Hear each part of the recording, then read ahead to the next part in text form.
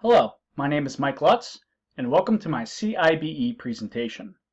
My goal is to give you a general background on climate change, and then present the impact of climate change on international business management.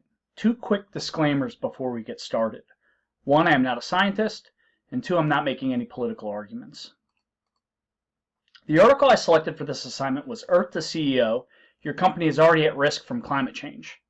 The article warns business leaders that the global nature of the modern economy means that business leaders that ignore climate impacts will do so at their own peril. PwC estimates that only 51% of CEOs discuss these impacts with their boards today. The IPCC is an important player in the climate change discussion. They were established by the WMO and the UN to provide an objective source of scientific information on climate change. In 2018, they released a special report that called for rapid, far-reaching, and unprecedented changes in all aspects of society to curb the current rate of climate change. The IPCC's findings had three principal conclusions. 1. The warming of the Earth's climate is unequivocal. 2. That we have a short time window to resolve this issue before the effects become permanent, which they estimated to be 12 years. And 3. That human activities are very likely the cause. So what is causing the warming?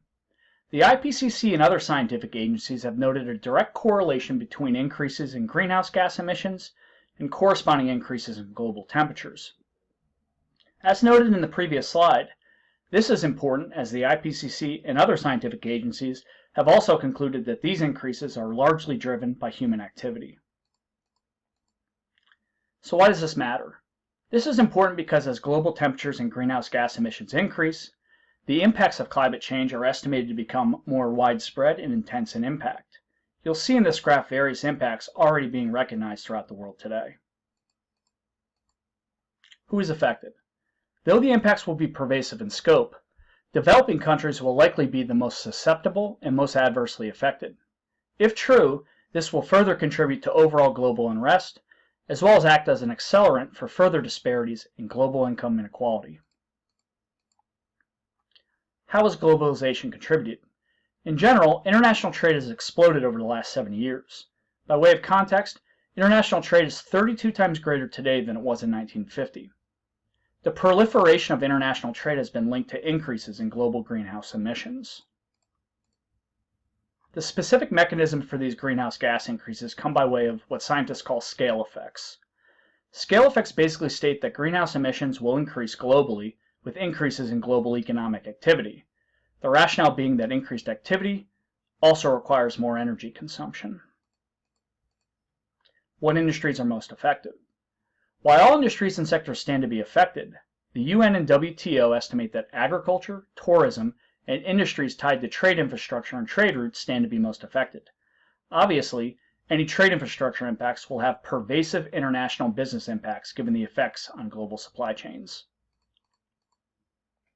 As noted in the previous slide, trade infrastructure stands to be highly affected and susceptible to climate change disruptions.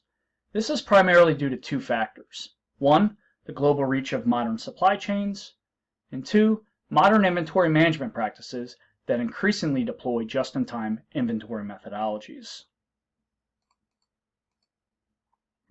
So what can a multinational entity do to mitigate these concerns? Step 1 would be to perform a business risk assessment around climate change. This assessment should include an evaluation of internal and external risks, and this assessment should ultimately drive the production of a roadmap that addresses and mitigates the risks that are identified. The second step would be to increase climate risk intelligence throughout the organization and with stakeholders.